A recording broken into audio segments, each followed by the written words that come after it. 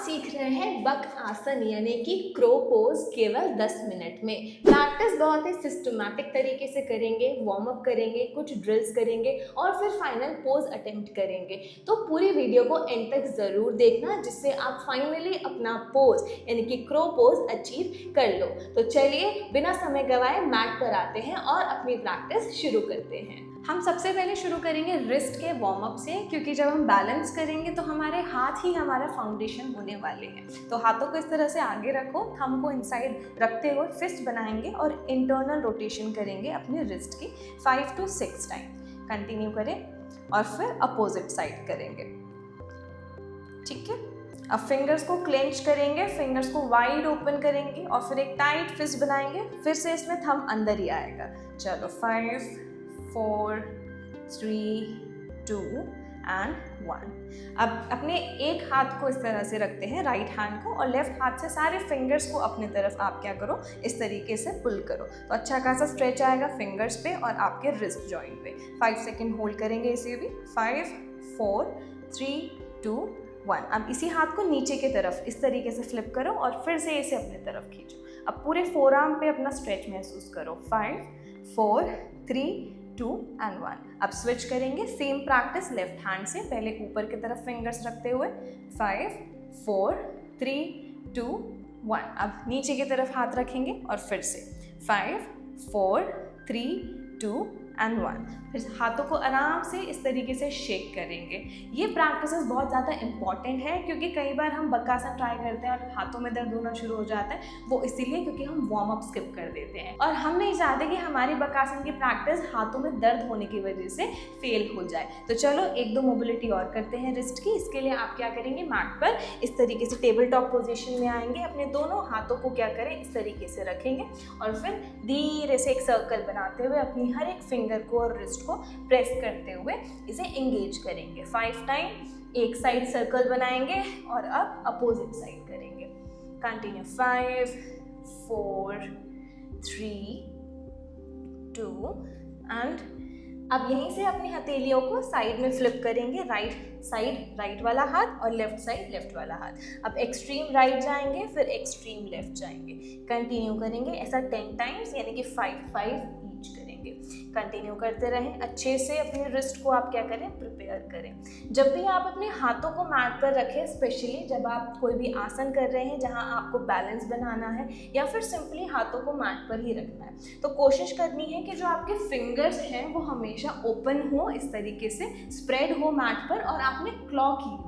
इससे होगा ये कि जो आपकी ग्रिप है वो बहुत अच्छे से बनेगी। और सेकेंड थिंग, अगर आपकी रिस्ट सबसे पहले दुख जाती है कोई भी ऐसी प्रैक्टिस करने में जहाँ पे आपके हाथ नीचे होते हैं, तो वो नहीं होगा। तो चलो ये तो बात थी हमारे रिस्ट मोबिलिटी की। अब आते हैं और क्विकली अपने कोर को प्रिपेयर करते हैं, क्योंकि एट द एंड जब आप लिफ्ट करते हैं तो हाथ के साथ साथ आप अपने कोर को बैलेंस करके इस फाइनल पोज को होल्ड करते हैं। कोर को एंगेज करने की ये सबसे बढ़िया ड्रिल है जो मैंने पिछली वीडियो जहाँ हम हेड स्टैंड सीख रहे थे वहां भी बताई है। और अगर आपने अभी तक वो वीडियो नहीं देखी है तो इस वीडियो के बाद उस वीडियो को जरूर देखिएगा और हेड स्टैंड की तैयारी में भी लग जाइएगा। चलिए पीठ के बल लेट जाएंगे। इसमें हम अपने दोनों हाथों को रिलैक्सिंगली मैट के ऊपर रखेंगे और दोनों थाइस को अपनी चेस्ट के पास लेकर आएंगे। अब जितना ज्यादा आप अपनी चेस्ट के पास लाओगे उतना ज्यादा आपका कोर एंगेज होगा। अब यहाँ पर ये देखना है कि आपका जो कोर है वो किस तरीके से एंगेज हो रहा है। अगर आप पैर जितना पास लेकर आ रहे हैं उतना ज्यादा आपका कोर एंगेज है। यहाँ पर टोज सामने की तरफ रहेंगे, आगे की तरफ पॉइंटेड, और इसे कंटिन्यूअसली हम होल्ड करेंगे 10 सेकेंड्स के लिए। अब यहाँ पर अच्छे से अपने कोर की बर्निंग सेंसेशन महसूस कर सकते हो सकता है फर्स्ट राउंड में इतना ना फील हो, बट जब हम दोबारा इसे रिपीट करेंगे तो गारंटेड आप अपने कोर की सेंसेशंस को समझ पाएंगे। चलिए रिलैक्स करेंगे और एक बार फिर करेंगे। चलिए बढ़िया।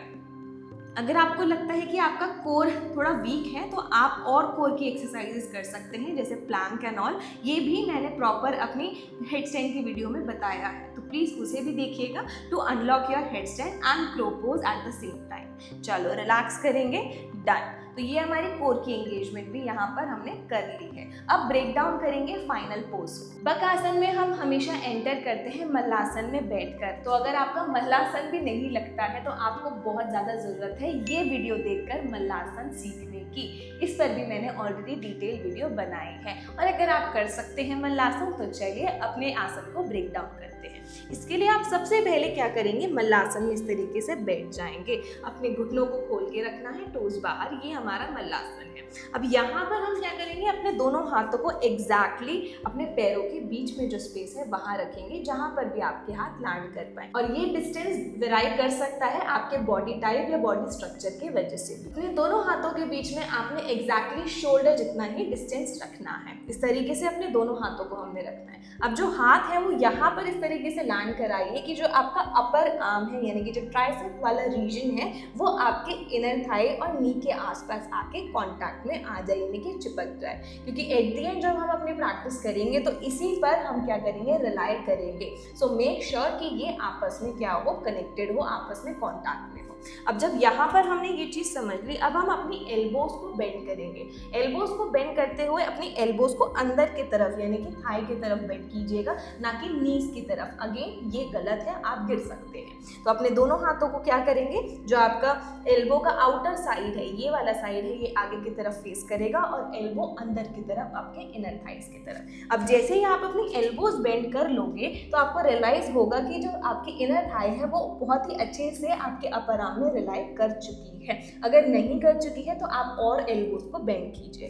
अब यहाँ से हम पहले क्या करेंगे, अपने बैलेंस को समझेंगे कि हमारा जो बॉडी वेट है वो किस तरीके से हमें शिफ्ट करना है। अब यहाँ पर आने के बाद अपने हाथों को उसी तरीके से ओपन कीजिए जैसे मैंने पहले बताया था। अब यहाँ पर आने के बाद हम धीरे से सामने की तरफ देखेंगे। याद रहे कि आपका हेड हमेशा सामने की तरफ फेसिंग हो। अगर आप नीचे देखते हो तो आप नीचे गिर सकते हो, तो सामने की तरफ ही देखकर प्रैक्टिस करें। अब यहाँ पर आने के बाद धीरे से अपने हिप को लिफ्ट करेंगे और अपने टोस पर आएंगे। केवल इस पोजीशन को हम एटलीस्ट 5 सेकेंड होल्ड करेंगे टू अंडरस्टैंड कि हमारी बॉडी वेट किस तरीके से डिस्ट्रीब्यूट हो रही है।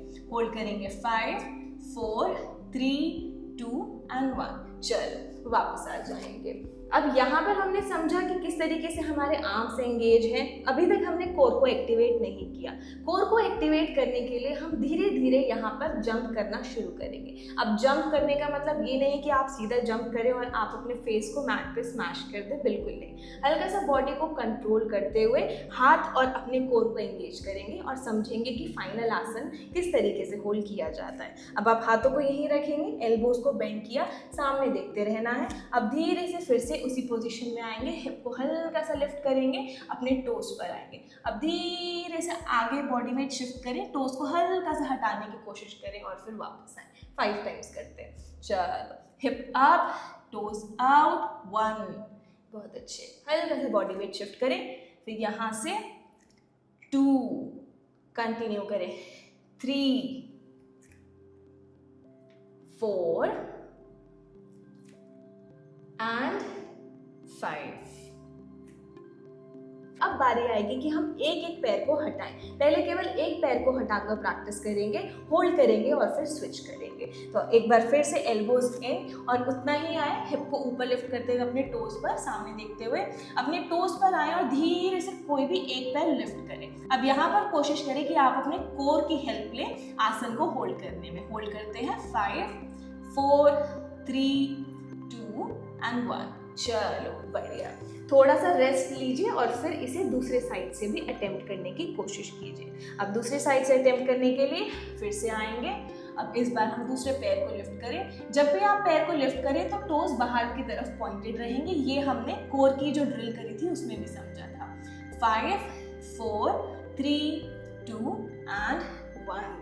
काफी अच्छे। तो अब जब आपका यहाँ पर बैलेंस बनने लग जाए तो अब टाइम है फाइनल पोज को ट्राई करने का। तो वीडियो एंड करने से पहले जल्दी से बात कर लेते हैं कुछ इंपॉर्टेंट चीजों की। अगर आप कंफ्यूज हैं कि आपके जो इनर थाइज है या जो नी है वो कहाँ लैंड करेगी, तो यहाँ पर आप डिफरेंस देख सकते हैं या फिर करेक्ट पोजिशनिंग देख सकते हैं कि कहाँ एक्चुअली में आपको अपने इनर थाई को रखना है।